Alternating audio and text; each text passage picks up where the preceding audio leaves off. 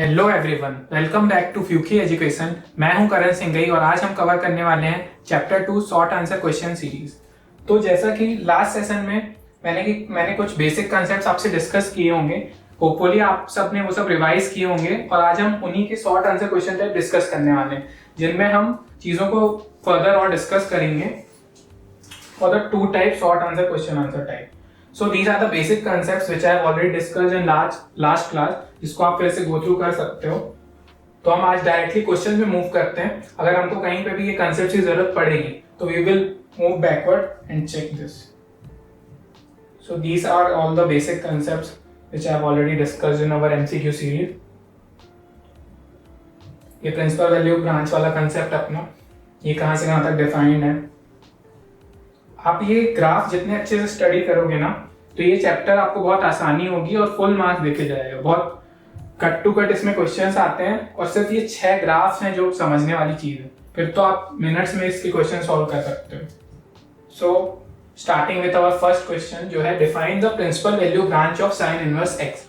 ये ऐसे theoretical question आपको आ जाएगा। अब अपन ने लास्ट सेशन में भी पढ़ा था, ग्राफ्स के थ्रू भी अच्छे से डिस्कस किया था कि प्रिंसिपल वैल्यू ब्रांच लाने की जरूरत क्यों पड़ी, क्योंकि अपने साइन एक्स कॉस एक्स ये सब जो ट्रिग्नोमेट्रिक फंक्शंस होते हैं ये पीरियोडिक फंक्शंस होते हैं। बेसिकली ये कुछ रेंज के बाद या पीरियड के बाद अपनी वैल्यूज रिपीट करते हैं, और अगर वैल्यूज रिपीट करेंगे तो अपनी 1 और ऑन टू 1 को अपन क्या बोलते थे, इंजेक्टिव, और ऑन टू को बोलते थे surjective.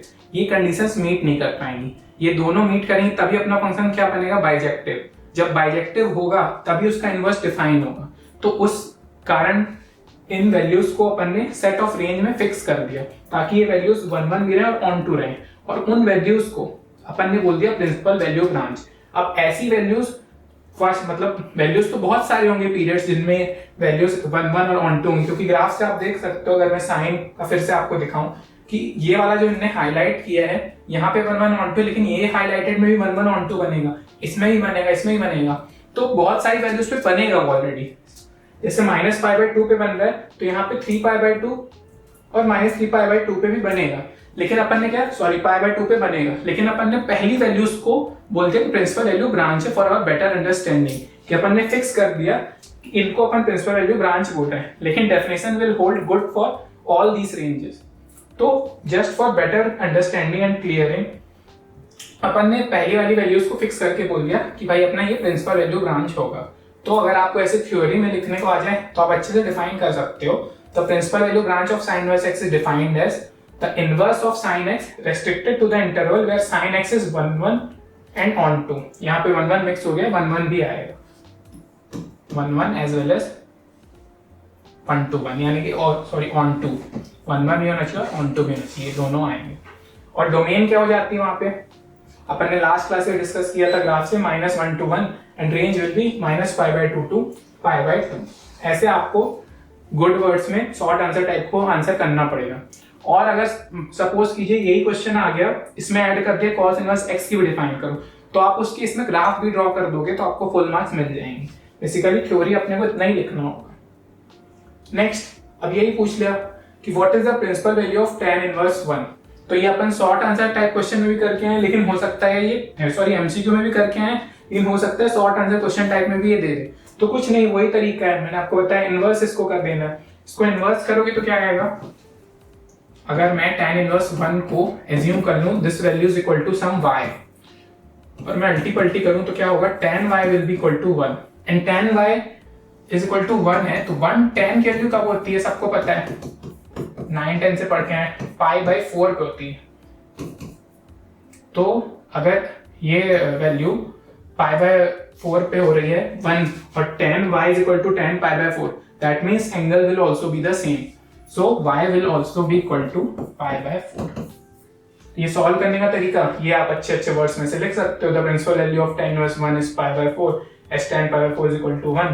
Principal values of tan inverse x are restricted to, अपने को रेंज अपन पता है रेस्ट्रिक्ट क्यों की, ये लॉजिक -π/2 से π/2 and tan π/4 lies in this interval.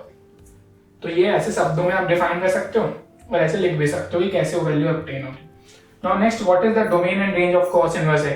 वही देखो, आप गौर करोगे तो सारे क्वेश्चंस उस ग्राफ से ही प्लॉट हो रहे हैं जो 6 ग्राफ अपन ने देखे थे।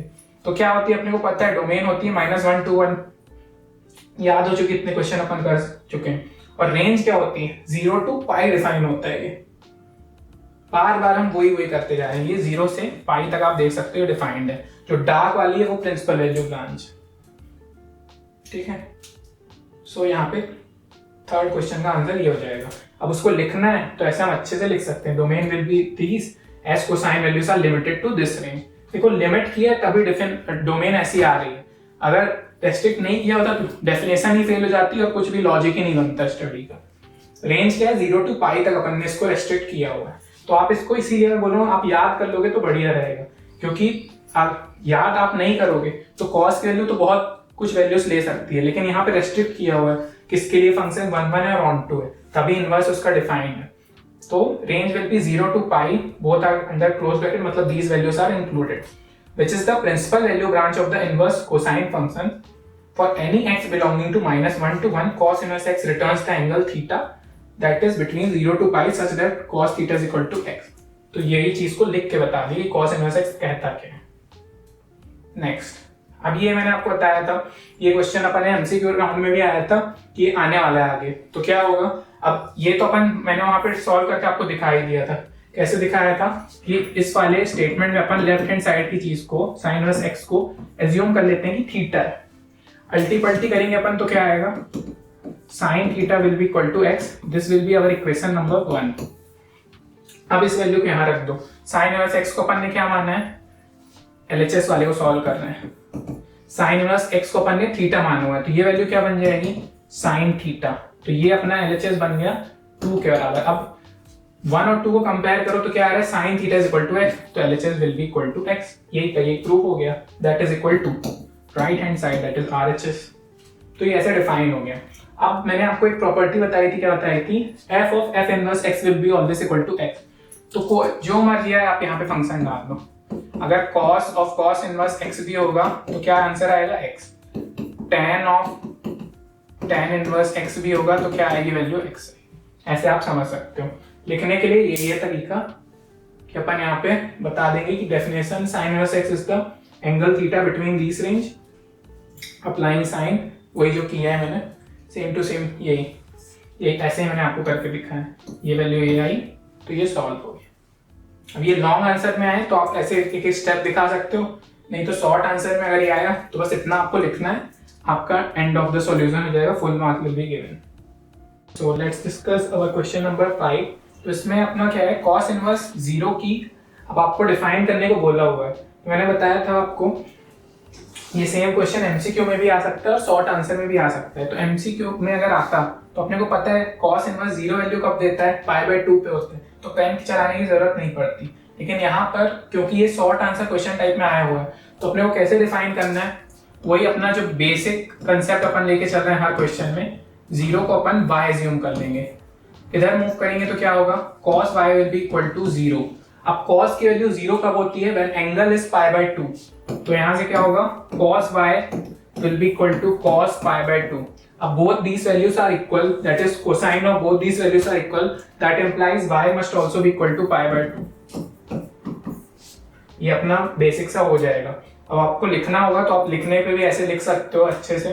क्या बताओगे, एक वही सिंपल सी चीज, 0 से पाई तक इसकी प्रिंसिपल वैल्यू ब्रांच डिफाइन होती है, तो वहां पे इसकी वैल्यू चाहिए, यानी कि cos π/2 0 कहाँ पे होगा, cos 0 कहाँ पे होगा, दैट इज π/2 पे होगा, that means cos inverse 0 will be equal to π/2। या तो आप ऐसे थ्योरेटिकल लिख लो या फिर वही अपना बेसिक सा कंसेप्ट जो अपन पकड़ के चल रहे हैं उससे भी आप बता सकते हो कि y will be equal to π/2। So now moving towards our question number 6, that is tan inverse of -√3। तो इसके लिए मैंने आपको एमसीक्यू राउंड में एक प्रॉपर्टी पढ़ाई थी कि जब भी अपन tan डिस्कस करेंगे साइन और कोसेक, साइन से रिलेटेड जो भी अपन डिस्कस करेंगे तो माइनस साइन क्या होता है, बाहर निकल के आ जाता है। और जब अपन कॉस वाली चीजें डिस्कस करेंगे, that is cos, cot and sec, तब क्या होगा, पाई के साथ वो बाहर आएगा। तो इसमें वही वाली प्रॉपर्टी यूज होगी कि tan - π/3 इक्वल टू -√3 होता है। लेकिन ये वैल्यू tan इनवर्स की कब आएगी, तो उसका अपने को एंगल निकालना है। तो ये वैल्यू कब आएगी, -π/3 पे आएगी। क्यों, ये वाली प्रॉपर्टी का यूज किया अपन ने। एक बार रिवाइज कर लेते हैं, कौन सी प्रॉपर्टी थी, दिस वन, ये देखिए आप साइन में क्या होता है, अगर sine inverse of minus x लेते हैं अपन तो माइनस बाहर आ जाता है, साइन इनवर्स एक्स निकल आता है आरएचएस में। सिमिलरली टैन में भी ऐसे ही बनता है पैटर्न और कॉसेक में भी ऐसे ही बनता है। लेकिन जब अपन कॉस से रिलेटेड, मैंने आपको बताया था, ऐसे याद रख लीजिए आप, कॉस सेक और कॉट, तो क्या होता है पाई भी बाहर आ जाता है आरएचएस में। ठीक है, तो यहाँ पे अपना केस क्या है, यहाँ पे अपने को टैन को डिफाइन करना है। तो टैन में क्या होगा, सिंपली माइनस बाहर आ जाएगा अपना। क्वेश्चन नंबर 6, ये टैन जब अपन डिस्कस करेंगे तो माइनस बाहर आ जाएगा। तो अपन क्या करते हैं, ये तो लिखने का तरीका कि कैसे लिखना है, अपने को सॉल्व करना है तो कैसे होगा, वही सिंपल सा कंसेप्ट जो अपन लेके चलना है। टैन इनवर्स ऑफ -√3 को अपन y मान लेंगे, अल्टी पल्टी करेंगे तो क्या होगा, tan y is equal to tan inverse -√3 आ जाएगा। अपने को पता है कि tan -√3 वैल्यू कब देगा, जब when tan is equal to -π/3। ठीक है,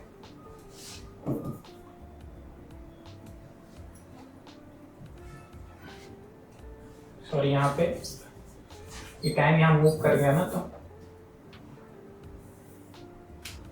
यहाँ पे हो जाएगा -√3, क्योंकि अपन ने इनवर्स लिया है। तो tan y हो गया, tan y is equal to -√3। अब tan -√3 वैल्यू कब देगा, ये जब tan की वैल्यू हो जाएगी -π/3, यानी कि इस -x को अपन वो प्रॉपर्टी वाली रिवर्स यूज करके क्या लिख सकते हैं, tan -x। तो यहाँ पे क्या आ जाएगा, tan of -π/3। Now both these tan values are equal. It is possible only when y is equal to that is -π/3, angles are also equal. तो tan इज इक्वल टू -π/3 यहाँ पे अपना आ जाएगा। Moving to our next question, that is question number 7. State the range of sec inverse x. तो ये अपना MCQ में भी आया हुआ था, तब भी अपन ने अच्छे से डिस्कस किया था। ये अपने को यहाँ पे भी आ सकता है कि शॉर्ट आंसर में आप बताइए कि इसकी रेंज क्या होती है sec inverse x की। तो सॉल्यूशन वाले पार्ट में ग्राफ से अपन बहुत बार देख चुके हैं कैसे लिखना है। The principal value branch of sec inverse x is defined as the inverse of secant function. That is the basic definition of inverse trigonometric function. कि हम फंक्शन का इनवर्स निकाल रहे थे, अगर साइन होता तो इनवर्स ऑफ साइन फंक्शन वहां पे लिखा होता, क्योंकि यहाँ पे सीकेंट है तो क्या हो जाएगा, inverse of secant function. Restricted to mod x greater than equal to 1। मैंने आपको बताया था कि sec क्या होता है, 1/cos होता है। तो अगर जब cos की वैल्यू 0 होगी तब ये चीज डिफाइन नहीं होगी, तो उस चीज को अवॉइड करने की क्लॉज लगाते हैं, अपन ने ग्राफ से भी देखा हुआ था। तो रेंज इसकी क्या हो जाती है, 0 to π हो जाती है, excluding π/2, as sec x cannot be defined at x is equal to π/2। क्यों नहीं डिफाइंड है, क्योंकि sec क्या होता है, 1/cos होता है, और अगर आप 1/cos π/2 करोगे तो π/2 क्या, फिर cos की वैल्यू क्या हो जाती है, 0 हो जाती, तो ये नॉनसेंस बनने लगेगा। That is why this π/2 is excluded in case of sec inverse x। Graph भी एक बार आप देख लो, ये रहा sec इनवर्स x का ग्राफ, π/2 को एक्सक्लूड किया हुआ है। ये एसिम्पटोट्स भी बोलते हैं अपन इसको। एसिम्पटोट्स का मतलब होता है कि कर्व रीच कर रहा है इस पे, लेकिन कभी भी टच नहीं करेगा। It is reaching here but it will never touch this axis. तो π/2 यहाँ पे एक्सक्लूडेड है दोनों केस में। ये अपनी प्रिंसिपल वैल्यू ब्रांच है, ये वाला डार्क और ये वाला dark part of the graph. Coming back to our question number 8, that is question number 8। तो अब इसमें क्या बोला है, cosec इनवर्स 2 बता दूं। अब ये अगर आपको फॉर्मूलेस अच्छे से याद हैं तो आपको पता होगा कि sin 30 क्या होता है, 1/2 होता है। तो cosec 30 क्या हो जाएगा, 2 हो जाएगा। उससे अगर आपको याद है तो 1 सेकंड में आपका आंसर आ जा रहा है 30, दैट इज π/6। पाई कितना होता है, 180, 180/6 विल बी इक्वल टू 30। नहीं याद है कोई दिक्कत नहीं है, इसको फिर से assume this function as y। तो अपना cosec y will be equal to 2। cosec की वैल्यू 2 कब होती है, when cosec is π/6। So if cosec y is equal to cosec π/2, that implies angles must also be equal, that is π/6, that is 30 degree. तो आप ऐसे भी लिख सकते हो, या 2 मार्क्स में है तो आप इसका कोई प्रिंसिपल वैल्यू ब्रांच याद करके जाना। एक्सक्लूड 0 किया हुआ है, क्यों, क्योंकि डिफाइन नहीं होगा sin 0, फिर से वो इन्फिनिटी वाला केस जो ऊपर मैंने बताया बन जाएगा। तो ऐसे आप लिख सकते हो। That will cover our question number 8। So moving to our next question, that is question number 9। अब इसमें क्या बोला है, find the value of cot inverse -1। तो अब ये यहाँ पे देखो, आपको cot इनवर्स -1 में क्या होगा, या तो अपन वो वाला स्टैंडर्ड फॉर्मेट बनाएं कि पाई माइनस कर दें, या फिर अपन डायरेक्ट भी कर सकते हैं। डायरेक्ट में क्या होगा, अपने को पता है कि कॉट की वैल्यू -1 कब होती है, जब 3π/4 होता है, और वैल्यू 1 कब होती है, जब π/4 होता है सिंपल 1 तब होती है। तो निकल के वही आ रहा है, पाई से वो चीज माइनस हो जाएगी, लेकिन यहाँ पे इजी के हो जाए उसके लिए मैंने 3π/4 ही ले लिया। आप जो मर्जी चाहे उससे भी करके देख लेना, आंसर वही आएगा। तो वही करना अपने को, cot 3π/4 = -1 ये वैल्यू देखता है। स्टैंडर्ड मेथड से चले अपन, तो इसको again assume, we will assume this value as y, then cot y will be equal to -1। तो -1 cot y, cot की वैल्यू कब आती है, when cot is equal to 3π/4. So now these both cot values are equal. It is possible only when angles defining them are also equal. So y is equal to 3π/4। यहाँ से अपना solve हो गया। अब लिखने का है आपको, मैंने बताया 2 लाइन लिखनी पड़ेगी अपन को। प्रिंसिपल ब्रांच वैल्यू आप डिफाइन कर देना, अगर लॉन्ग आंसर में आता है ग्राफ भी ड्रॉ कर देना। बाकी बेसिक कंसेप्ट यही चलेगा, इक्वल टू y आप करो और सॉल्व करते जाओ। So now moving to next question, that is last question of this session. What is the relation between sin inverse x and cos inverse x? ये identity मैंने आपको पहले स्टार्टिंग में बेसिक कंसेप्ट बताई हुई है कि इन दोनों का सम क्या होता है, π/2 होता है। अब इसको डिफाइन कैसे करना है वो भी अपन देख लेंगे, या तो लॉन्ग आंसर में देखेंगे या फिर नहीं है तो मैं यहीं आपको बता दे रहा हूँ कि कैसे सॉल्व होगा। एक कॉम्प्लीमेंट्री फंक्शन अपन हमेशा से पढ़ते हुए आ रहे हैं कि sin π/2 माइनस मैं थीटा करूं, that will be equal to cos theta होता है। तो जब अपन इनवर्स ये वाले इक्वेशन का यूज करके इधर डालेंगे तो यही का यही रिलेशन अपने को आएगा। तो ये मैं छोड़ रहा हूँ लॉन्ग आंसर टाइप सीरीज के लिए, क्योंकि ये सेम क्वेश्चन वहाँ पे डिफाइन किया होगा, तो उसको अपन बहुत सारे स्टेप्स में अच्छे से डिस्कस करेंगे। अभी के लिए मैंने आपको इसका लॉजिक बताया होता कि एक सिंपल सा फॉर्मूला है आइडेंटिटी का, तो आप इसको याद भी कर सकते हो, और इसका जो थ्योरम है प्रूव करने को अपन लॉन्ग आंसर सीरीज में कवर करने वाले हैं। So this brings us to the end of this session. तो thank you very much, like करते रहिए, सब्सक्राइब करते रहिए, और आप इन केस आपको कोई डाउट आता है तो आप कमेंट बॉक्स से कमेंट कर सकते हैं, I will answer you. Thank you so much.